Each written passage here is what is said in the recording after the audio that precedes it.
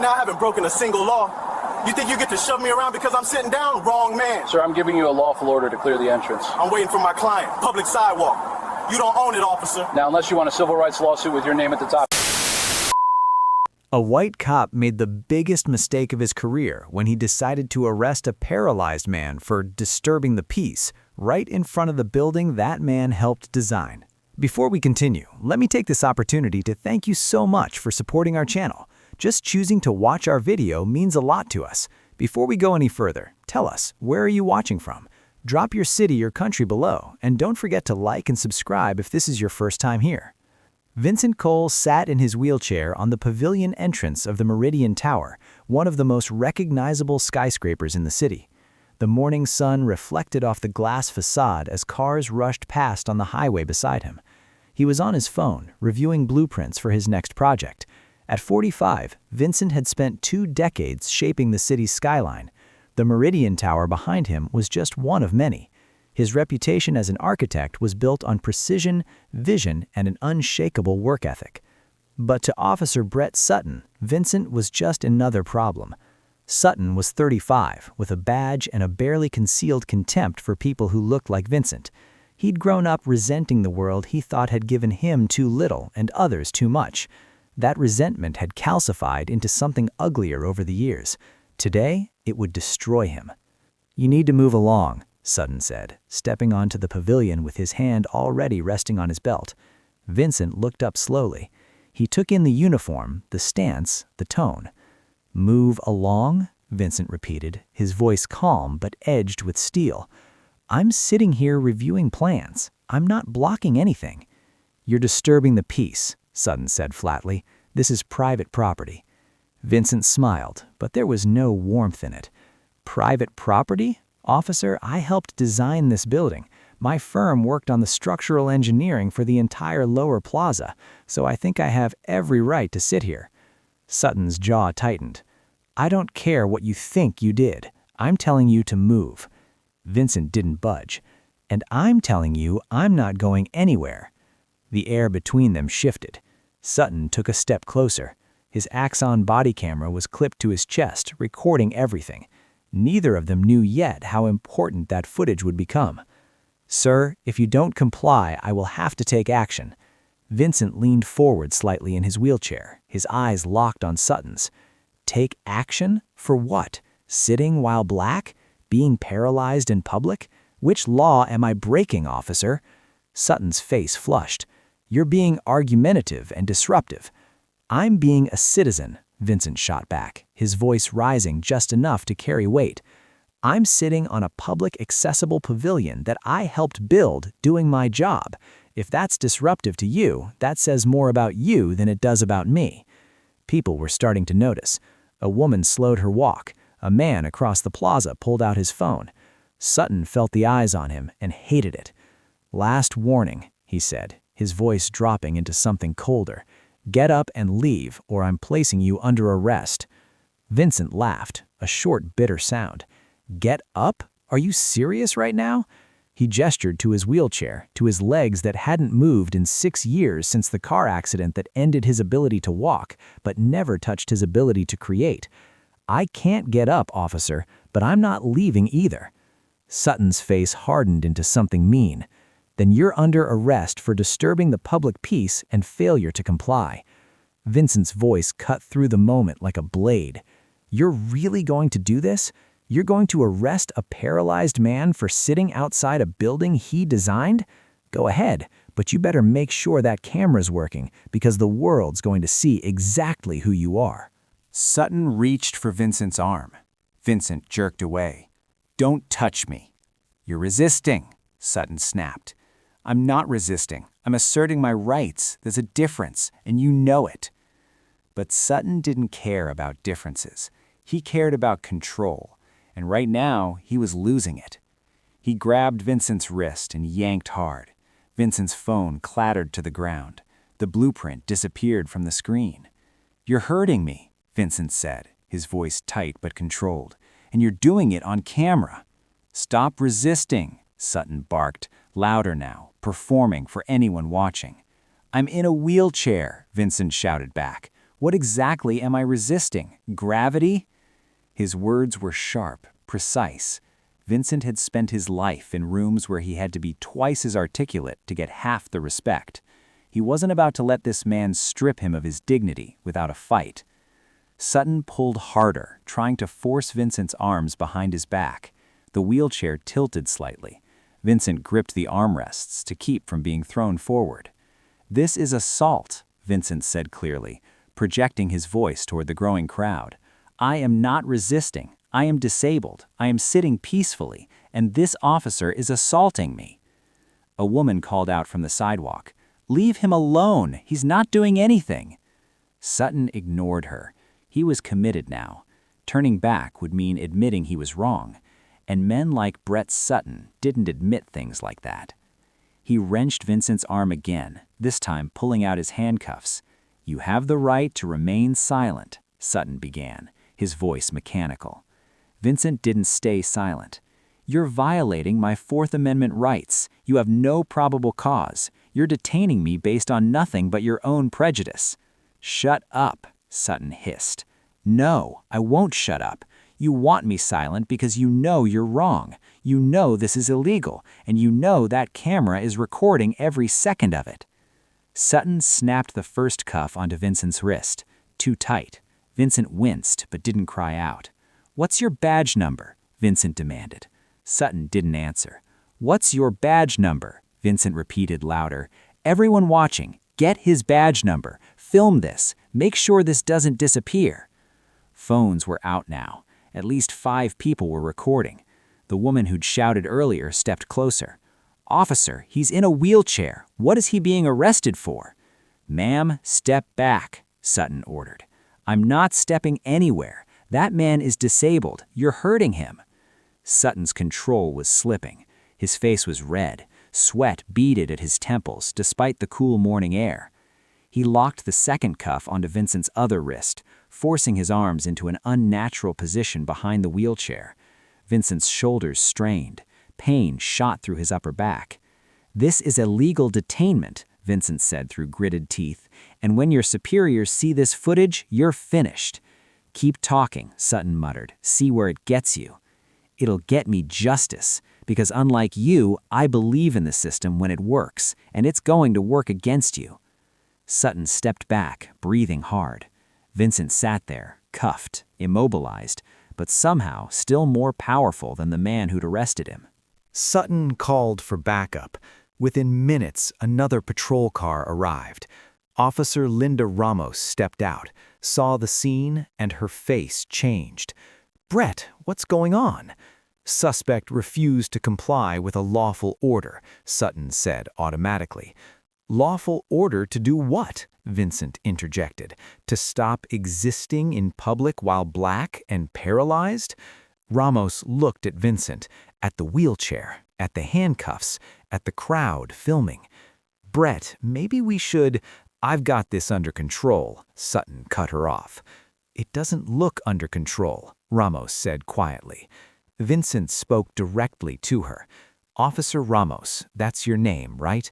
I'm Vincent Cole. I'm an architect. That building behind us, I designed the structural supports for the entire Eastern Pavilion.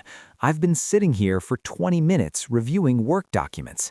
Your colleague approached me, told me to leave, and when I refused, because I have every legal right to be here, he arrested me. For nothing." Ramos hesitated. "Sir, if you just cooperate." "Cooperate with what?" Vincent's voice was loud now, projecting. "With injustice? With illegal detention? I've cooperated with every legitimate request, but I won't cooperate with tyranny dressed in a uniform." The crowd murmured agreement. Someone shouted, "Let him go." Sutton's hand moved toward his radio. "I need a supervisor at the Meridian Tower Pavilion. I have a combative suspect." "Combative?" Vincent laughed bitterly. "I'm in a wheelchair, handcuffed, and sitting still. Tell me how I'm combative." A man in a business suit pushed through the crowd. "I'm Gerald Finch. I work in that building. I know Vincent Cole. He's a respected architect who's consulted on half the commercial properties in this district. What is happening here?" "Sir, step back," Sutton ordered. "I will not step back. This is wrong, and everyone here knows it." More voices joined in. The crowd was growing. 20 people, then 30. The highway traffic slowed as drivers noticed the commotion. Sutton was trapped. Every instinct told him to double down, to assert dominance, but the cameras, the witnesses, the body cam on his chest recording his every word, they were building a case against him in real time. A supervisor arrived. Sergeant Maria Delgado stepped out of her vehicle, took one look at the scene, and her expression went cold. "Sutton, Ramos, step aside." She approached Vincent. "Sir, I'm Sergeant Delgado. Can you tell me what happened?" Vincent took a breath. When he spoke, his voice was calm again, factual.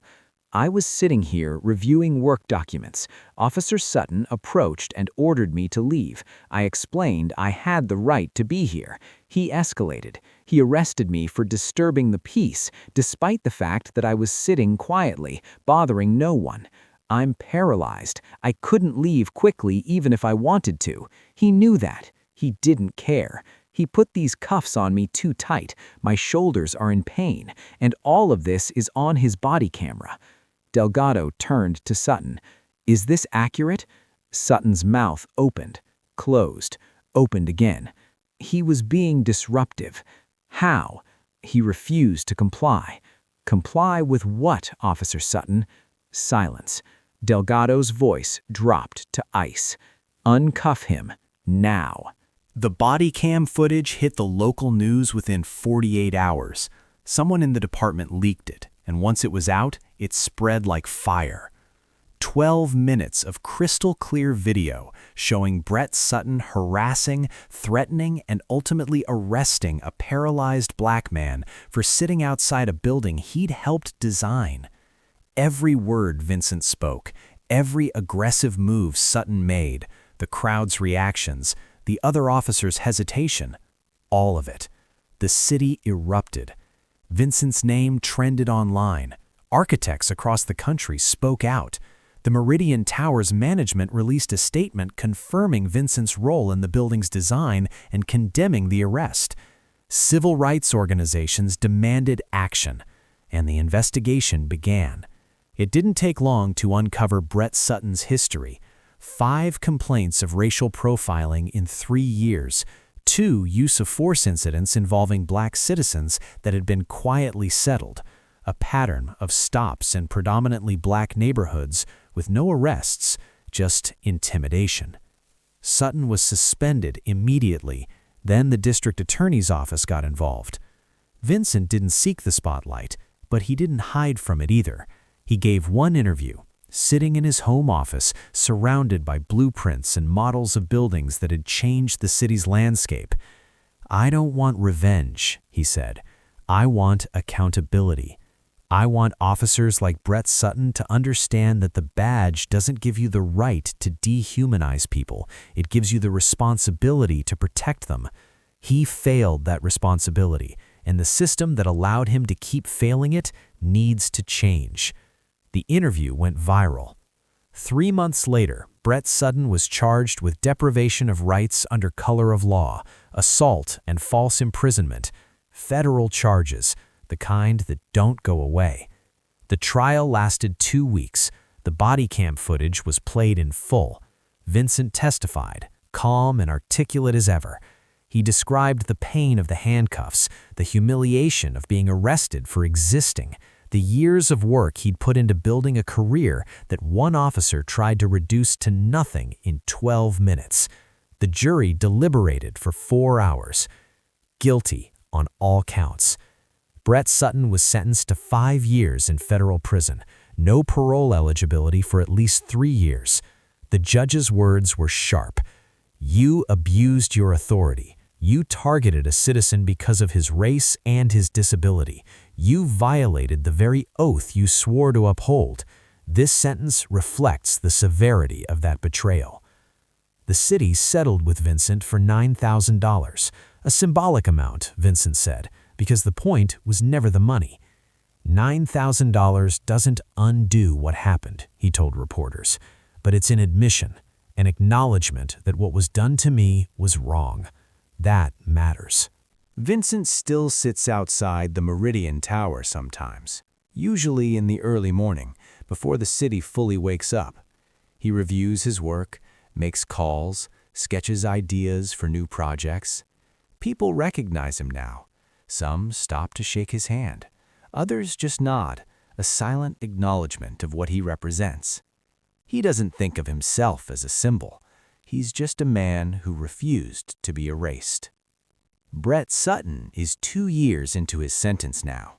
Reports say he's been quiet, isolated. Some officers have spoken out in his defense, calling the sentence too harsh. But most people, most good people, understand that accountability isn't cruelty, it's necessity. Vincent's work continues. He recently finished designs for a community center in the same neighborhood where he was arrested. The building will have ramps, wide doorways, accessible features built into every inch of the design. "I build things that last," he said at the groundbreaking ceremony. "Buildings that serve everyone. That's what this city should be. A place where everyone belongs, where everyone has the right to exist without fear. We're not there yet, but we're building toward it." The Axon body camera that captured everything that day is now part of a training program. Police academies across the country use the footage to teach officers what not to do, how bias destroys lives, how one moment of unchecked prejudice can unravel a career and violate a person's fundamental rights. Vincent doesn't watch the footage anymore. He's lived it. He doesn't need to relive it. But he knows it exists. He knows it's teaching people, and that gives him something close to peace. Justice wasn't just about Brett Sutton going to prison. It was about the system finally seeing what had been invisible for too long. It was about a paralyzed black man sitting outside a building he designed, refusing to be moved, and in that refusal, moving an entire city towards something better. Do you think 5 years was enough? Or should the system demand more from those who abuse the power we give them? Let us know in the comments. And if this story moved you, hit that like button and subscribe. We'll keep telling stories that matter, stories about real people fighting for dignity in a world that doesn't always want to give it to them. Vincent Cole is still building, still creating, still sitting in front of the Meridian Tower on quiet mornings, reminding everyone who passes that resilience isn't loud, it's steady, it's unbreakable, and it always, always wins.